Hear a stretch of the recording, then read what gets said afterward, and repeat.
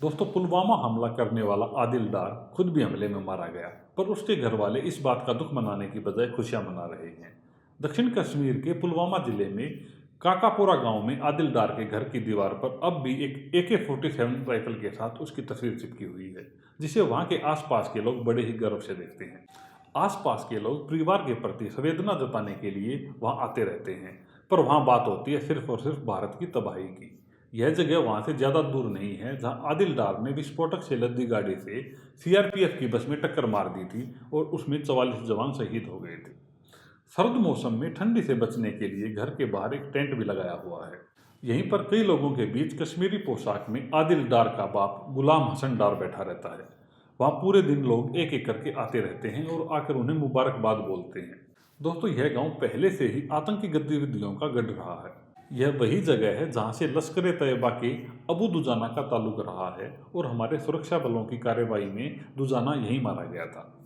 CRPF पर हमले के बाद इंडिया टुडे की टीम वहां के लोगों का मूड भांपने के लिए इस बेहद खतरनाक गांव में गई थी और आदिल के पिता और परिवार के अन्य सदस्यों से बात भी की थी। आदिल के बाप गुलाम डार ने मीडिया को लगभग मुस्कुराते हुए कहा था कि वे CRPF के जवानों की मौत पर खुशी नहीं मना रहे हैं और वे फौजियों के परिवार के दर्द को समझते हैं, क्योंकि कश्मीर में भी वे वर्षों से हिंसा झेल रहे हैं। पत्रकारों से गुलाम डार कश्मीरी में बोल रहे थे और उसका भतीजा और आदिल का चचेरा भाई उमर अंग्रेजी में उसकी बात ट्रांसलेट कर रहे थे। आदिल का भाई उमर पहले संयुक्त अरब अमीरात में काम करता था, पर अब वह श्रीनगर में रहता है और कुछ भी काम नहीं करता। सिर्फ कहने को ही चल रही शोक सभा के बीच एक मौलवी ने नमाज भी पढ़ी, जिसमें बच्चे बड़ी खुशी खुशी शामिल हुए। काकापुरा और उसके आसपास के गांव के युवा और बच्चे बहुत ही कट्टरपंथी हैं और ये लोग जाने माने पत्थरबाज भी हैं और इन्हीं में से बीच बीच में नए नए आतंकी पैदा होते रहते हैं। आदिल का बाप गुलाम डार भारत सरकार के नाम संदेश देते हुए बोला कि वह कश्मीर के युवाओं को कोई संदेश नहीं देना चाहता, लेकिन भारत सरकार से इतनी अपील जरूर करता है कि वह इस खून खराबे और हिंसा को खत्म करने के लिए कोई रास्ता निकाले और उनके युवाओं को ऐसे रास्ते पर जाने से रोकने की जिम्मेदारी भी भारत सरकार की ही बताई उसने।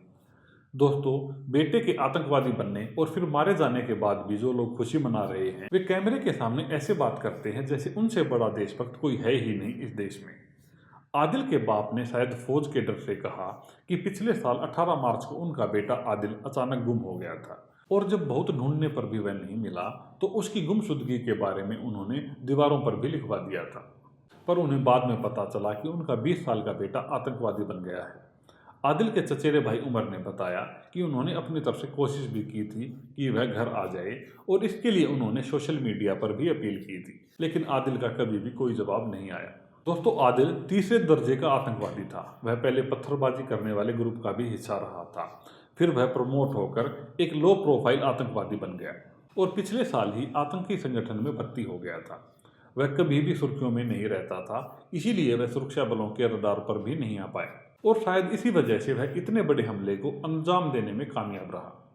उसके घर वाले कहते हैं कि आदिल पैसों की खातिर आतंकी संगठन में शामिल नहीं हुआ था, बल्कि उसका मकसद कुछ और ही था। दोस्तों, अब कौन नहीं जानता क्या मकसद था उसका। और आप सोच के देखो वहाँ के लोगों की गंदी सोच के बारे में, कैसी होगी उनकी सोच जहाँ एक जवान लड़के के आतंकी बनने और फिर मारे जाने पर भी लोग खुशियाँ मना रहे हैं।